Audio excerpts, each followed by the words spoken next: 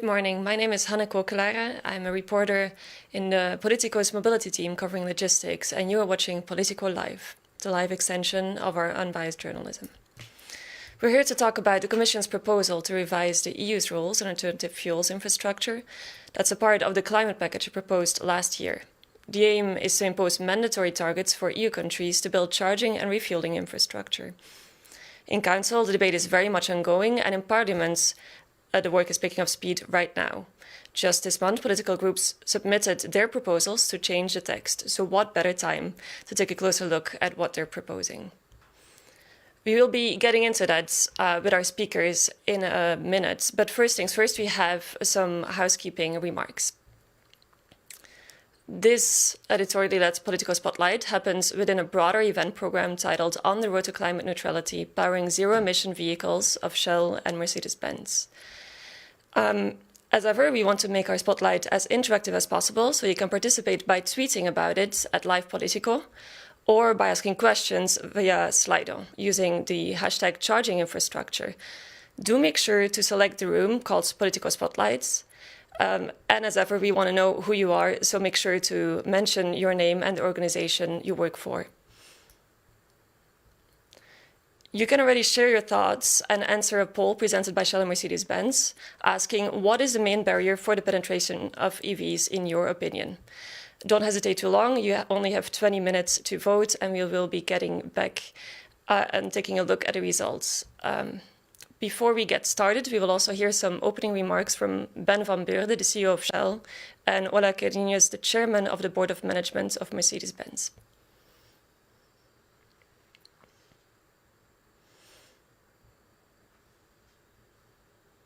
Okay, thank you very much, Hannah, and welcome all, ladies and gentlemen. I take it that this is my cue to get going. So, first of all, in response to the horrible war in the Ukraine, the European Commission has proposed a series of measures to move away from Russian energy and to speed up the transition to climate neutrality, or a net zero emissions energy system. And these measures, of course, include diversifying energy supplies, but also improving energy efficiency and accelerating the switch to renewables, so people in Europe can be sure of a secure supply of affordable, reliable, and low-carbon energy. And transport, of course, plays a crucial role in this energy transition. And of course, there is no better place to talk about transport than in Brussels, the heart of the EU, and of course also the home of the very first self-propelled vehicle in world history. Because this vehicle was invented by the Belgian priest Ferdinand Verbiest in the 17th century. It actually wasn't much more than a steam engine on wheels, and it couldn't transport anything, but still it was a crucial step because it made it possible for Karl Benz, Ola's predecessor, to invent the world's first automobile. And that is where we are today when it comes to cutting emissions from transport. Now, we are taking crucial steps, but we still have to do more.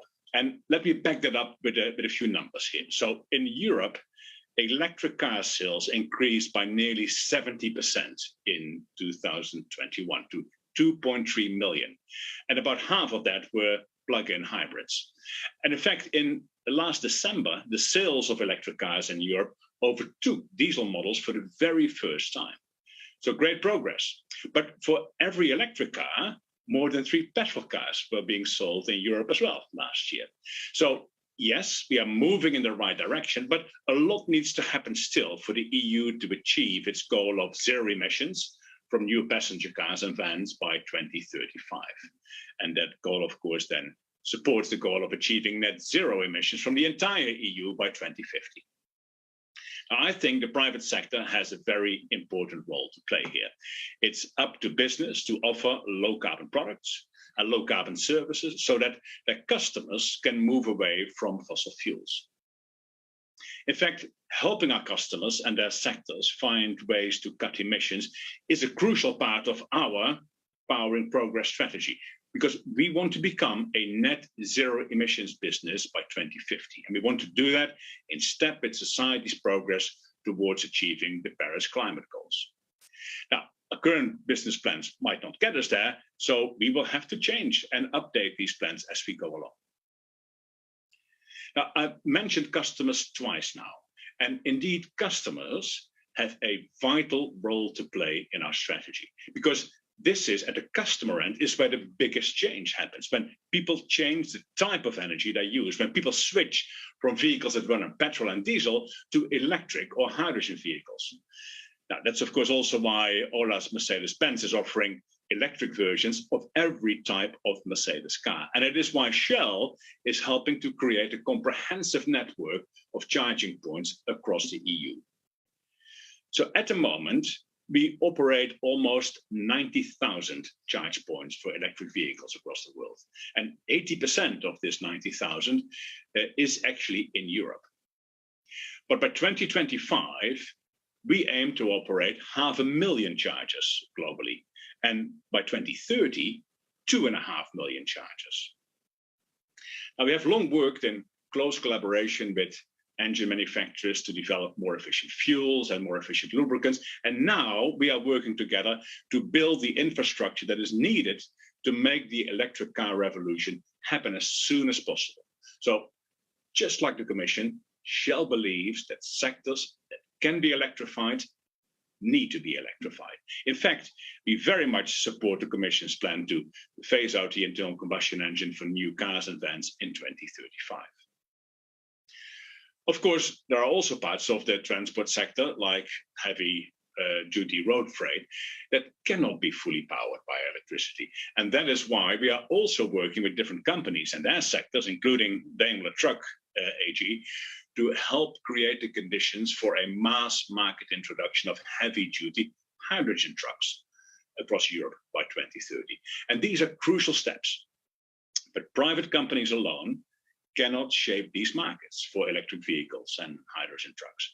Our businesses need to work together with government, with bold regulation that accelerate and synchronize the supply and the demand of low carbon energy. Now, the proposed alternative fuels infrastructure regulation plays a key role in making this happen, because first of all, it enables the mandate for 100% zero emissions vehicles in 2035, and the use of renewable hydrogen in commercial road transport.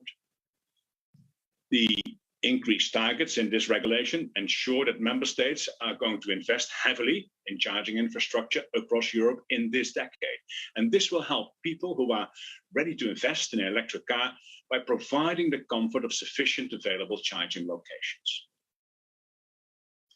And there are, of course, some points that would make it even easier for companies to build more charging infrastructure and for people to then switch to electric. So think, for instance, of easy and flexible payment methods, which keep up with the technology and the consumer trends rather than mandating specific technologies. Think of additional grid capacity to accommodate the expected increase in electric vehicles, and all the new chargers that are capable of smart charging, so they can help balance grid demand and reduce energy bills for customers. All very important factors to consider as well. So just like Fabrice did with his revolutionary self-propelled vehicle, the European Commission and private companies like Shell and Mercedes have taken crucial steps already. And I hope we can collaborate on many more steps, so together we can achieve our shared goal of achieving net zero emissions by 2050. Thank you very much.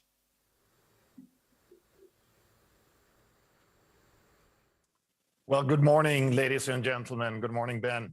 The automotive industry is in its most significant transformation since the invention of the automobile in 1886. Individual mobility of the future will become more digital, more autonomous, and more connected than ever before. But above all, it will be zero emission, carbon neutral. At Mercedes-Benz, going carbon neutral is at the heart of our company's strategy. Our goal is to drive up our so-called XEV sales up to 50% in the year 2025. And by the end of this decade, we want to be ready to go 100% electric where market conditions allow. We have a clear product plan and a technology path to achieve CO2 neutrality across the whole value chain. However, the charging infrastructure build-up, it lags behind. And we believe that joint efforts are needed now to help kickstart the adoption of electric vehicles and drive this transition. That's why we're also investing in expanding the charging infrastructure, even though in the old paradigm, it might not have been our core business. Now we take part here as well. And to help further accelerate the expansion of the charging infrastructure, we need more intersectional alliances, such as the very close cooperation that we have initiated with Shell. But what is even more crucial for setting up a comprehensive electric charging infrastructure across the entire EU is that political decision makers accelerate their efforts as well. Ambitious, mandatory targets for charging points are a prerequisite to complying with ambitious emissions regulations from our point of view. It is essential that the alternative fuels infrastructure regulation sets goals that are robust enough to enable future CO2 targets to be met. A consistent political framework with reliable long-term goals and guidelines would provide the auto industry and Europe's consumers the planning certainty needed to make the investments necessary. Policies also need to ensure a customer-centric charging ecosystem that is affordable, convenient, and allows for EU-wide roaming. To summarize, we share the same commitment to carbon neutrality as everybody else. To reach that goal, we need to make carbon neutrality attractive and affordable via innovation, make it fair via appropriate regulation, and make it convenient via a comprehensive infrastructure. This is a massive task, but I'm absolutely confident that we can achieve it by working together. Mercedes-Benz is committed to a zero-emission future. Thank you. Thank you both. And now it's my great pleasure to welcome our two guests today. Caroline Nachtecal is a Dutch MEP of the Renew Europe group, and she's also a shadow rapporteur on the Alternative Fuels Infrastructure Regulation in the Transport Committee of the European Parliament. And Axel Volkeri is a deputy head of Unit for Sustainable and Intelligent Transport in the Commission's DG Move. Welcome both. Now I want to start with a quick fire round. We've seen a poll that was presented asking which hurdles could prevent the rollout or the shift to EVs. So I want to put that question slightly more broadly to you. Do you see something that could undermine the shift to alternatively powered vehicles? Or in other words, what could sink the EU's ambition to shift away from fossil fuels? Caroline, in one word, what would you say? Well, I think we have a lot of hurdles and bottlenecks. So I think all the aspects that are mentioned, we have some work to do. But you said in one word, but yeah, the infrastructure and infrastructure investment is really a big challenge. Investments, you say. Now, Axel, would you agree, or do you see another risk to the EU's AFIR ambition? Good morning, Hannah. Good morning, all. Indeed, it's a nexus between vehicle and infrastructure availability. We need to quicken up the introduction of new, more and better affordable vehicles, and we need to also quicken up the introduction and rollout of easy-to-use recharging and refueling infrastructure across the Union. Thank you, Axel. I want to launch straight into one of the debates or one of the subjects that will shape up to be a point of strife in the Parliament. We've seen a few amendments on targets for LNG in the text. Just for background, the AFIR text not only puts forward targets for electrification, for hydrogen infrastructure, but also has a target to fill gaps in LNG refueling infrastructure. And amendments in the Parliament seem to be going both ways. Some want to scrap those targets, some want to boost those targets. The rapporteur in the Transport Committee, Ismail Ertug, has proposed to scrap the targets for road transport, but keep the targets for imports. The Greens have proposed to also scrap the targets imports. But Caroline, you have supported those LNG targets and actually want to go slightly further, if I'm not mistaken. Why is that? Well, I think Ben van Beurden mentioned it in his introduction quite well, because there is a distinction to be made between the light duty vehicles and the heavy ones. So when you look for the light duty vehicle, it's quite clear that manufacturers are almost ready to kick into the next gear toward the zero-emission future, given that there are the available solution, indeed what Ben van Beurden said. But when we look to the trucks, this is, well, let's say a little bit more complicated, and we need that energy mix for some time. And in my opinion, yes, LNG is available. There was also a huge transition towards bio-LNG. So, and that will eventually replace the fossil variant. So it should remain part of that mix and next to the other technologies. So to be honest, I'm a big fan of LNG, especially to keep it right now.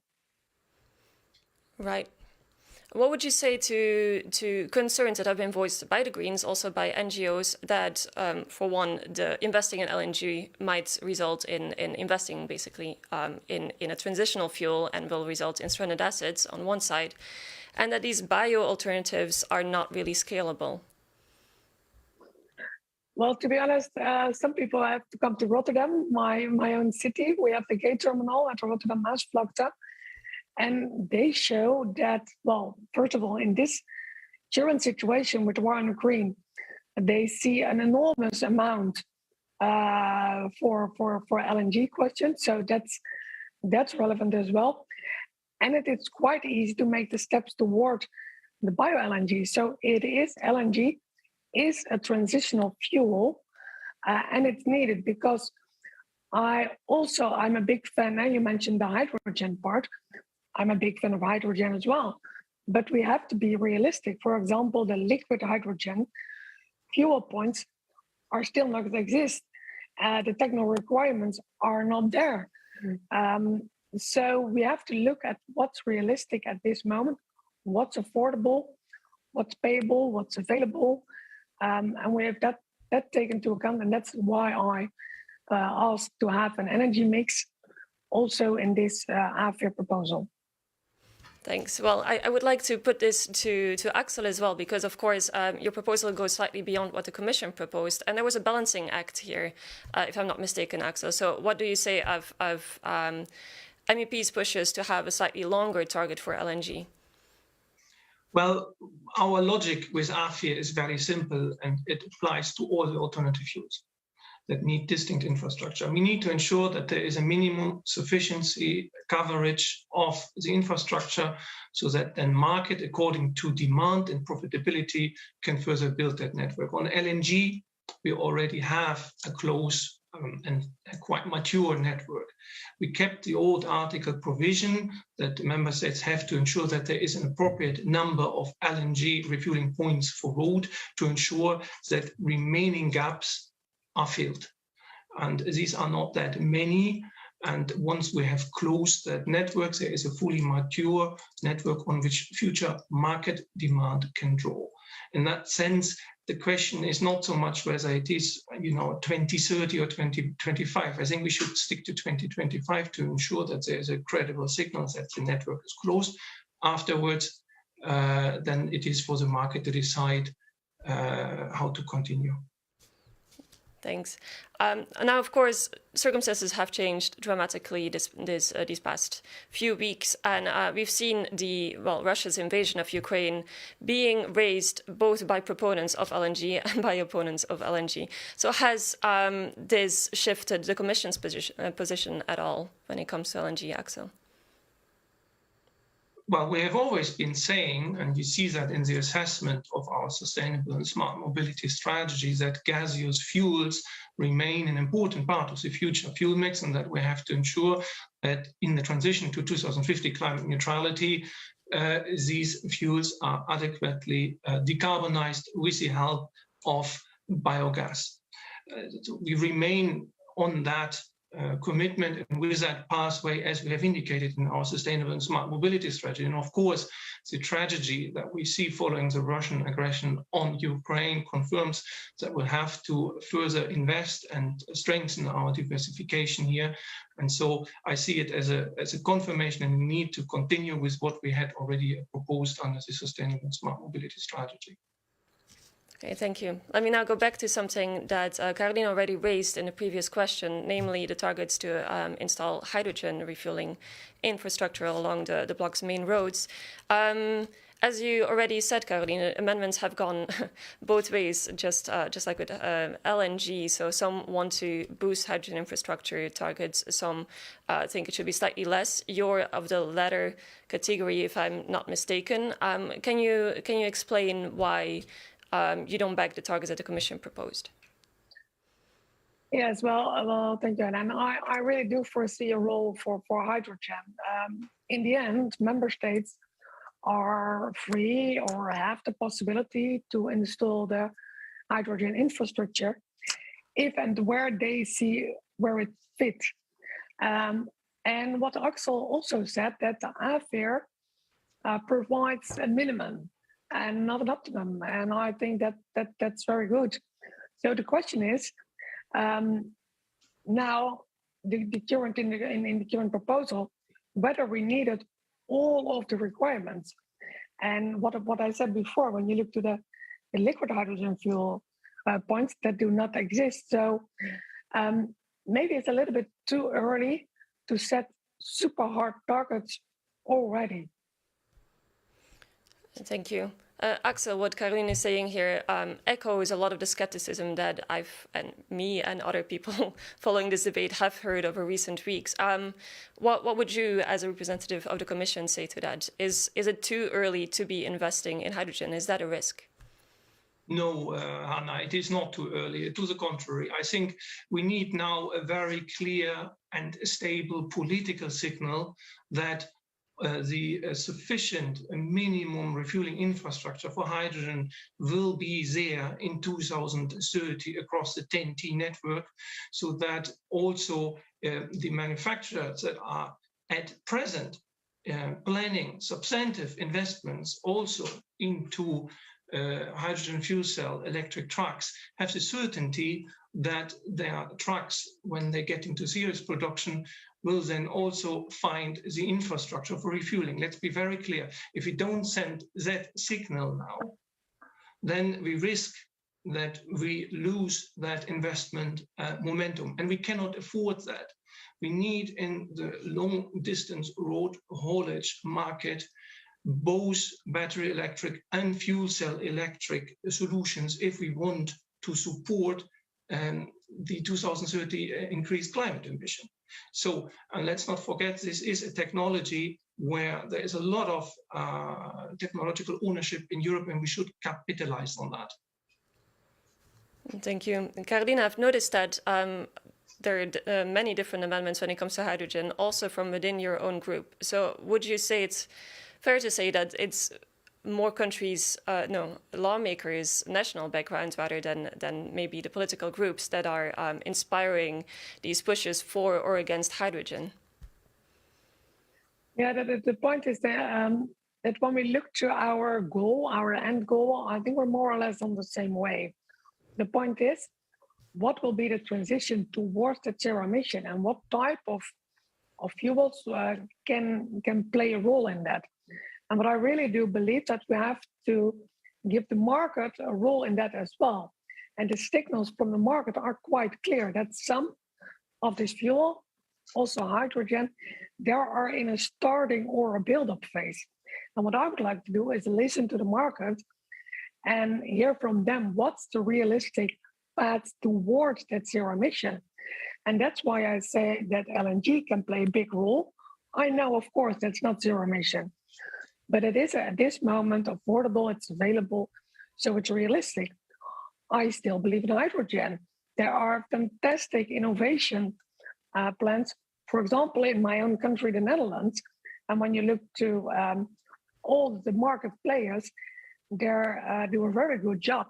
But what I said before, what will be a realistic fuel for which type of mode? And what I said for cars, the electric is a very good solution for this moment.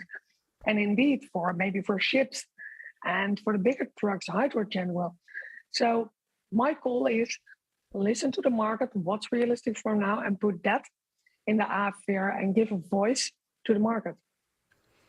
Thanks, Carolina. I'll have to go back for a bit to the LNG subject, because I see we got a question. Fabian Spelka asks, is it reasonable in times when Europe needs to become independent from Russian gas to further increase the gas demand in Europe? Axel? Well, I think we are not further increase. I mean, what we see is that there are certain operators, certain also public transport operators that are investing in LNG. And what we simply do with the AFE is that we are providing the minimum infrastructure in the TEN-T. So this is sort of then a aspect of the market and the market demand into that technology. And I think that there are also, of course, possibilities, and we are discussing that in the context of the current energy discussions, to diversify that sourcing. Thank you. Carolina, do you have anything to add to that? No, I fully underline the word what Axel said. I think that that's indeed the realistic way. And what he said, the difference between the minimum and the optimum, we should take that in account as well. Thank you. There's another topic that I wanted to raise, the amendments that lawmakers have put forward. Many of them try to inject some measure of flexibility to take into account different circumstances in different countries or different regions, maybe regions with less traffic or just less residents. And we have one question from Francisco Garcia, asking what the speaker's take is on the minimum requirements on charging infrastructure given member states' experience with really different situations. So, Carolina, what's your take on that? Yeah, I'm aware of that point, because we have in Europe some countries, or let's say sparsely populated areas, and there it's of course a little bit more difficult to install charging infrastructure because of, well, it can be of cost of efficiency reasons. So, well, for example, if light and heavy duty vehicles are able to utilize the same charging infrastructure, and if building such a, well, let's say a dual use electric charging infrastructure, that maybe can reduce cost and raise the chance for a more successful business case.